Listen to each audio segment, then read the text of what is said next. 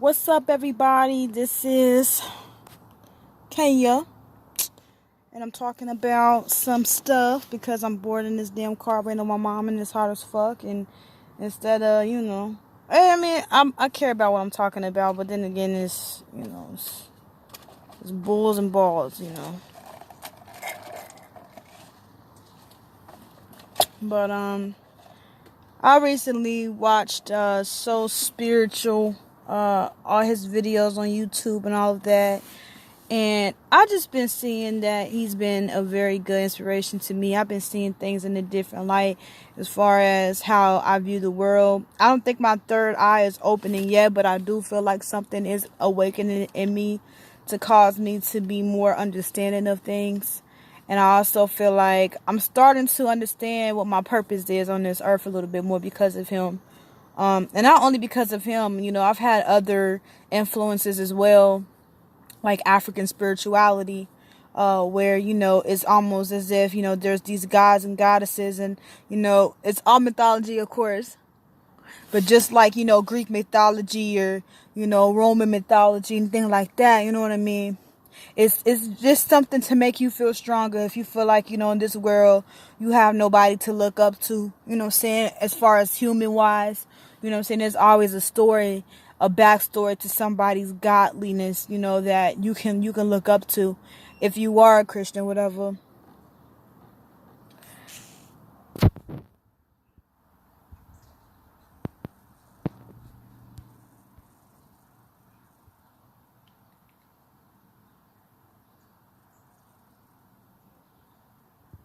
But anyhow, it's my boyfriend texting me. But anyhow, so I just feel like a lot of people don't understand that this world is a lot more better off with, and I had to stop talking because my boyfriend was texting me, and also these two men was walking. I didn't want to look crazy, and he thought I was talking to myself, which I am talking to myself on video, but technically I'm not talking to myself, hopefully. But I just feel like a lot of things in this world is just very brainwashed. It's very lubricated. Not lubricated, duplicated. I said lubricated.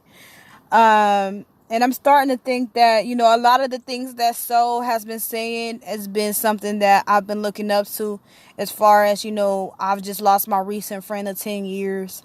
We've been kicking it since we were, buddies, and now, just because of a man, and I want to speak from a woman's perspective, and I just want to say that I just really hope that most women out there, if you do have a boyfriend, such as myself, I have a boyfriend, and my thing is, even in relationships, I've learned something about relationships.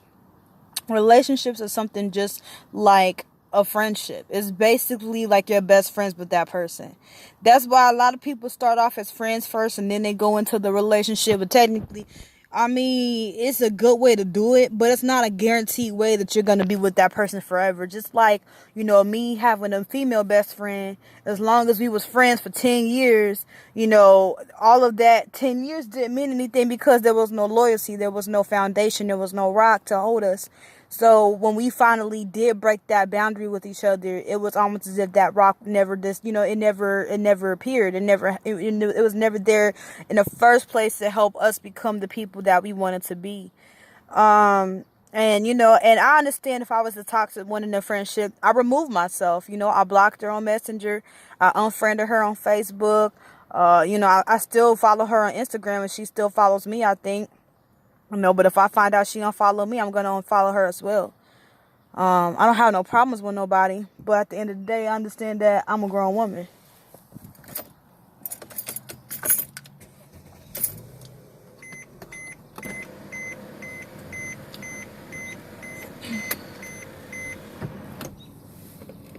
I understand that I'm a grown woman, and I understand I have to roll up this window, turn on this air, y'all, because it's hot in here.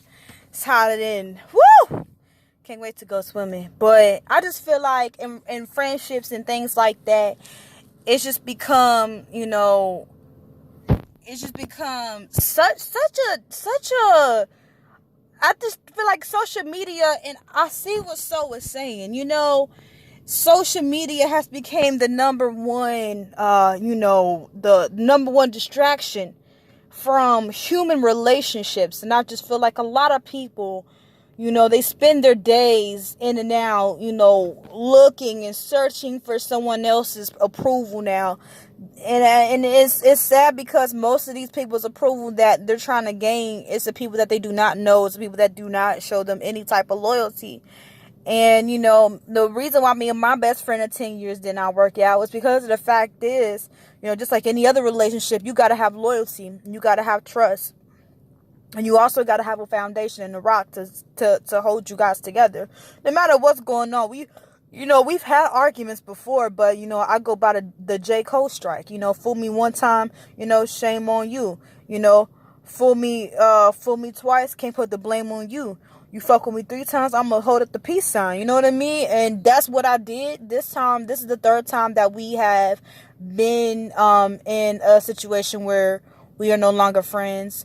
And, I don't want to bring this up too much in this video because I could make another video about it. As a black woman myself, I am a brown-skinned, considered to be dark-skinned black woman that do take care of herself. So I'm a very good-looking woman, not to be arrogant or anything like that. But I do know for one thing certain is that, a lot of people get jealous of my however you say it, aroma, whatever. Because of the fact I carry myself so well. I mean, I'm not going to show myself right now, of course, because I don't like the way this camera looks when I put it on myself on front. But, as far as everything else goes, this is my sister calling me. I'm declining her for y'all. So, and I get yelled at. It's for y'all. So, I'm going to wrap it up, though. But, she was colorist. And, it was always a light skin versus dark skin thing. It was always a situation where I felt like I had to compete with her. Anytime a guy looked at me as being attractive, she would go and be like, oh, well, I'm light skinned and I have real hair and I have this and I have that. That's all besides the point. But, as friends, we just never really had that bond to where I felt like I could trust her around my man when I wasn't there, or she could trust me around her man when I wasn't there. Even though when her man and me were by ourselves, I never looked his way. I never talked to him. I kept my distance. I kept my head down. You know what I'm saying? All because of the fact that when I get a man, I wanted her to do the same thing. And unfortunately, she did not do that. When I got a man, she wanted to walk around her house with booty shorts on. I understand it's your house, but we'll do what you want. But if you want me to be respectful to you, bitch, be respectful to me. You gonna sit there and show your ass to my nigga, I'm gonna show my entire body to your nigga. So at the end of the day, you know what I'm saying? And I didn't mean for her boyfriend to come and see me the way I was that day. It just happened out of nowhere. I was not planning on doing it. It was not a plot at all. But, she came at me in such a fake manner on Facebook. And I just kind of hate, my thing is, I don't like when somebody tries to show you something in front of other people. If you want to check me, sweetheart, or if you got something to say to me, if you want to confront me about something, be woman enough to do it in silence. Be woman enough to come to me as a woman and say, hey, this is what I got a problem with. This is what you did that, I'm feeling this type of way. Don't sit there and be no little bitch. And, you ain't got the balls enough to come up to somebody and say what your problem was. Now, I'm not bashing her because at the end of the day, like I said, if I was a toxic one, then of course I'm the person that needed to leave the relationship, period. My thing was, and I'm talking like we was together or something. That's what I'm saying. A lot of girls, when she didn't have a boyfriend, she was so beautiful, guys. She had the most beautiful soul. She cared so much about people, including me. She was always there. When I didn't have money, she had it. When she didn't have money, I had it. And, before the men even came into the picture, we were so close. But then when the men started to come into the picture, it was just a different aroma. It was just a different energy. And I had to remove myself, like So said. When you become a person that is chosen, you're going to lose friends. You're going to lose family members. You're going to lose, a lot of jobs. You're going to lose stuff because of the fact when your higher self, or when God decides to give you those things that you deserve, he wants you to have a clear and humble mind. I feel like the reason why God takes so much away from you is to humble you. So when you do have everything, you know what I'm saying, you're not going to be out here boasting and bragging about what you got. You know what I'm saying, you're going to be humble. You're going to help people when you need to help people. And, you're going to, you're going to help people be who they are. I feel like nowadays, people don't know how to shut the fuck up. People don't know how to be silent with their blessings. I feel like a lot of people, all they want to do is boast and brag and boast and brag. And these are the things that piss God off, because, I gave you the blessing, but I could take it right back. And I feel like a lot of people this day, they don't understand that God is so powerful and that he can take it away just as quick as he gave it to you. But then I also kind of feel like, the social media, and I could go on, I'm rambling, I'm going in and out. My only thing is I wanted to say is that I'm just really starting to see stuff from a different perspective. After losing my friend of 10 years, I've been starting to have another light shined on me. I also had an ex that we no longer talk. We're no longer on, a talking level anymore. I've also blocked him as well because of the fact that I was trying to put it behind me. And I've learned that when a person is toxic, even if you have cleansed yourself out, there are people that are gone. Just like So said, and that made so much sense to me. There are people that are gone.